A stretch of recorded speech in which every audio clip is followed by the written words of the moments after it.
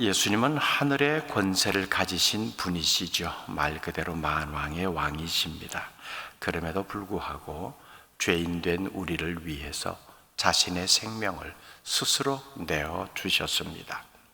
자신이 가지신 그 힘과 권세를 아무 데서나 아무렇게나 사용하지 않으셨습니다. 십자가에서 느끼는 고통은 이루 말할 수가 없거든요. 요즘 현대의학이 많이 발달이 되어서 웬만한 병은 간단하게 치료도 할 수 있지요. 그럼에도 불구하고 치료 과정에서 느끼는 환자들의 고통은 여전히 이어지고 있거든요. 수술을 해보신 분들은 그 수술 후에 회복될 때까지의 고통이 참 견디기 힘들다는 것, 고통이 길어질수록 고통을 완화시키는 진통제도 계속 투여하지요. 여러분, 예수님에게도 진통제가 주어졌다는 것 아세요? 십자가상에 있을 때 너무 고통스러워하니까 진통제를 주었어요. 그게 마태복음에서는 쓸개를 탄 포도주라고 표현되어 있고, 마가복음에서는 모략을 탄 포도주 이렇게 표현이 되어 있습니다. 십자가에 있던 로마 병사가 이 포도주를, 쓸개든 모략이든 이 탄 포도주를 예수님께 갖다 내밀었지만은 예수님은 그것도 거절하셨습니다. 당시에는 이게 일종의 진통제로 사용되었던 거지요. 그것마저 거부하시고 마지막 힘을 다해서 다 이루었다 하시고 숨을 거두셨습니다. 예수님에 관해서 현실적으로 사실적으로 어땠을까 혹은 왜 그랬을까 하는 이런 궁금증을 가지고 있는 사람들이 많다는 것을 알고 각 분야의 나름 전문가들이 거기에 대한 답을 많이 내놓고 있거든요. 그 중에 하나가 예수님께서 십자가에서 죽으셨는데 이걸 의학적으로 어떻게 설명할 수 있을까라고 하는 겁니다.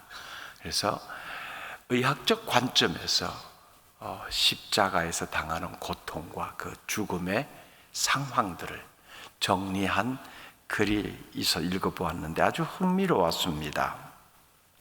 물론 사인이 뭐냐라고 하는 것은 여러 각도로 다양한 가설로 나오고 있지만 정확하게는 이거다라고 유일한 답으로 내놓기는 어렵고요.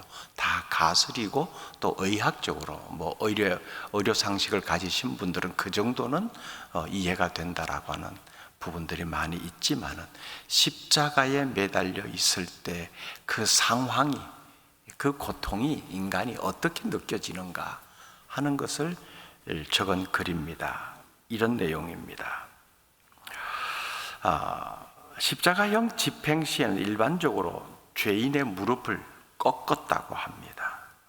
그리고 손목 앞 바로 움푹 들어간 이곳에 못을 박고요. 두 다리는 조금 굽히게 하고 포개어서 그 위에 못을 박았다고 합니다. 이렇게 될 때 나타나는 몸의 반응이 이런 거래요. 점차 몸이 처져 손목에 박혀 있는 못이 몸무게를 지탱하면서 온몸의 근육에는 큰 고통이 파도처럼 밀려온다. 팔에 의지하여 매달려 있으므로 흉근은 완전히 마비되고 늑간은 갈비뼈를 말합니다. 이 늑간 사이의 근육은 더 이상 반응하지 않는다. 고통을 피하기 위해 몸을 위로 밀어 올리자 몸무게 전체가 다리에 박힌 못에 지워진다. 공기가 폐 안으로 들어갈 수는 있으나 내쉬지는 못한다. 조금의 호흡이라도 해보려고 몸을 위로 밀어 올리고자 안간 힘을 쓴다. 드디어 이산화탄소가 허파와 혈류에 채워지자 근육의 경륜이 부분적으로 가라앉는다. 얼마 후 피순환의 결핍으로 뇌와 심장의 기능이 마비된다. 매달려 있기 때문에 몸무게는 아래로 처지고 그럴수록 팔의 근육이 너무 경련을 일으켜서 견디지 못하고 호흡이 곤란해지니까 숨을 쉬려고 몸을 위로 들어 올리려고 다리에 힘을 주면은 그 고통은 더 크게 다가온다고 합니다. 이런 과정을 통해서 숨을 거두게 되는데 이 호흡을 위해서는 발을 밀어서 몸을 위로 들어 올려야 피가 순환이 되거든요. 근데 이게 너무 고통스러운 겁니다. 몸을 들어 올릴수록. 그래서 형 집행자는 이 고통의 순간을 줄이려고 형을 받는 사람의 무릎을 곤봉으로 내리쳐서 꺾어버린다고 합니다. 그러면 몸을 들어 올릴 수가 없죠.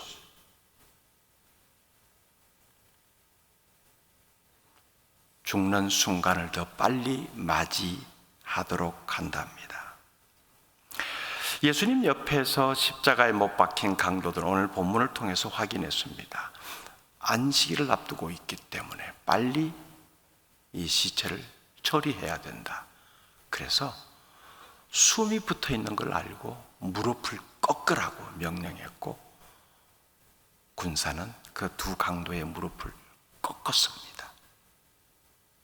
그런데 예수님의 무릎을 꺾으려고 보니까 이미 숨을 거둔 후였습니다. 그래서 예수님의 무릎은 꺾여지지 않았다라고 기록하고 있죠. 대신에 죽음을 확인하기 위해서 예수님의 허리에 창을 찔렀습니다. 심장을 관통했다는 거예요. 그러자 피와 물이 쏟아져 나왔습니다. 방금 숨을 거둔 사람에게는 이런 현상이 나타나지 않는다고 합니다. 이미 숨을 거둔 지 시간이 조금 지났다라는 거지요. 이런 모습은 이미 성경에 예언된 말씀대로 되어진 겁니다. 시편 34편 20절에 보면 그의 모든 뼈를 보호하시며 그 중에서 하나도 꺾이지 아니하도다. 출애굽기 12장에 보면은 하나님은 유월절 어린 양을 잡을 때 그에 대한 규례를 주셨습니다. 애굽에서 이제 나오게 되는 그 상황과 연결되어 있는 거죠. 그 중에 하나가 뼈를 꺾지 말라는 겁니다. 양을 잡을 때 양의 뼈를 꺾지 말라. 왜냐하면 그 유월절 어린 양은 하나님께 드리는 희생 제사잖아요. 온전하고 무결한 상태로 하나님께 드리라 하는 의미로 이런 규례를 주셨거든요. 예수님은 마지막으로 드려진 희생 제물입니다. 그래서 우리가 유월절 어린 양이라고 표현을 하잖아요. 하나님께 드려진 유월절 어린 양으로서의 희생 제물, 뼈가 꺾여서는 안 된다라는 겁니다. 참 묘하죠.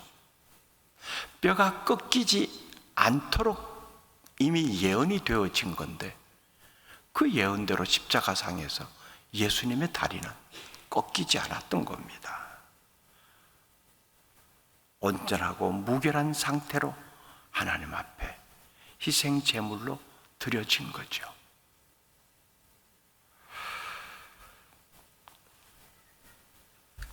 옆구리에, 허리에 창이 찔려서 나온 물과 피, 여기에 또 중요한 의미가 들어 있습니다.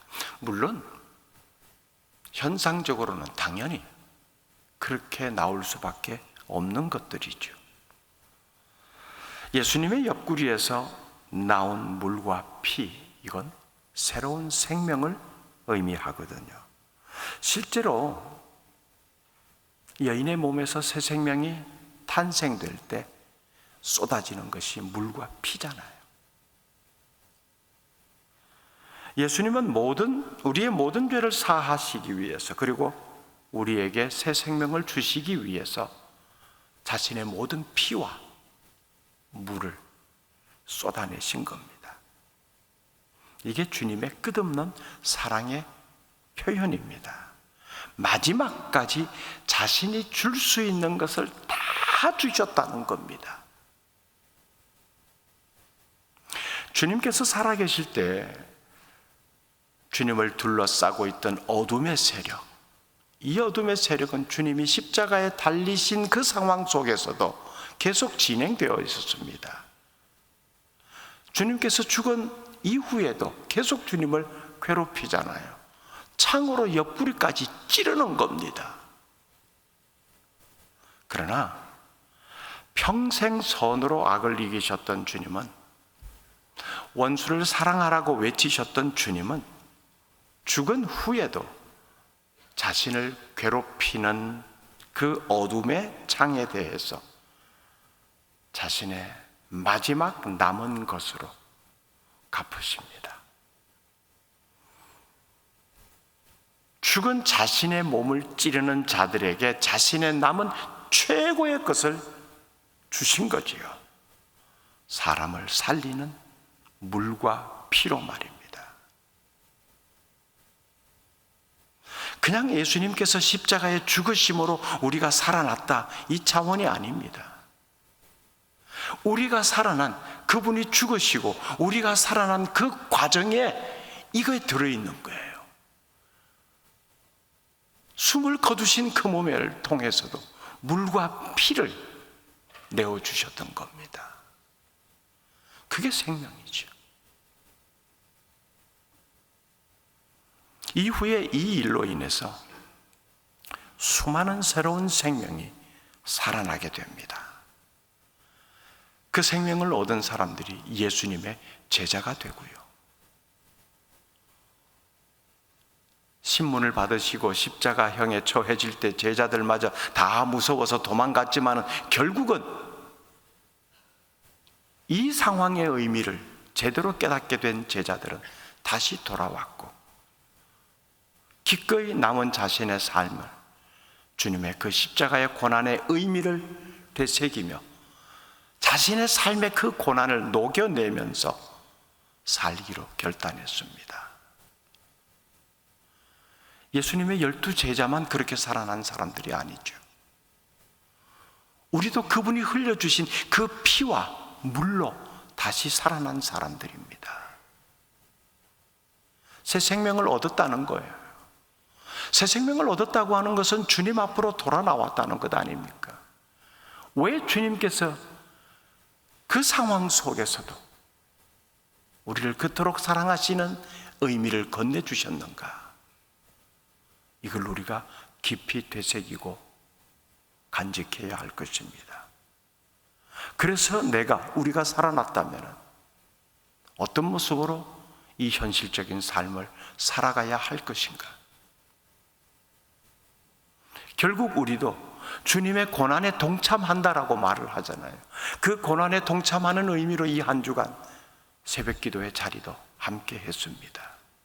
그 고난에 동참한다는 의미, 좀 더 구체적으로 우리가 들여다보면 나도 누군가를 위해서 피와 눈물을, 피와 물을 흘러보내줘야 된다는 거지요. 아니, 어쩌면 내 삶이 물이 되고 내 삶이 피가 되어야 된다는 거예요. 그래야 누군가가 살아날 수 있다는 겁니다. 피와 물이 다 빠져나가도록 나를 위해서 모든 것을 다 주시며 구원해 주신 예수님의 그 부요한 사랑을 우리 삶에서 나타낼 수 있기를 바랍니다.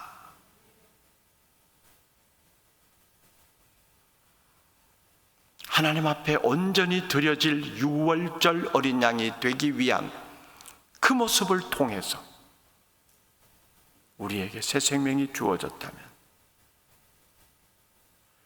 나를 통해서 하나님이 지금도 마음에 품고 계시는 그 한 사람이 살아나도록 하기 위해서 내가 하나님께 온전히 드려질 그 희생 제물의 삶이 되어야 할 것이고, 그것은 곧 나를 통해서 흘러가는 물과 내 삶에서 쏟아져 나가는 피를 통해서 나타날 것인데, 이 물의 모습이 내게는 어떤 모습일까?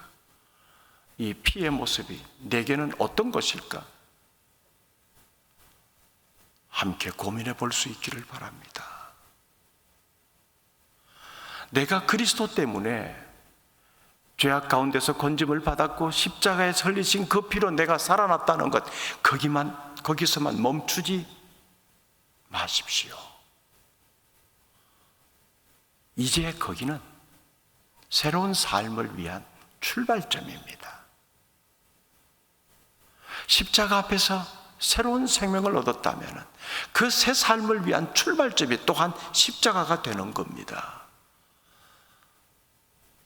십자가 앞으로 다가선다는 것은 십자가에서 다시 출발하겠다고 하는 의미를 같이 포함하고 있습니다.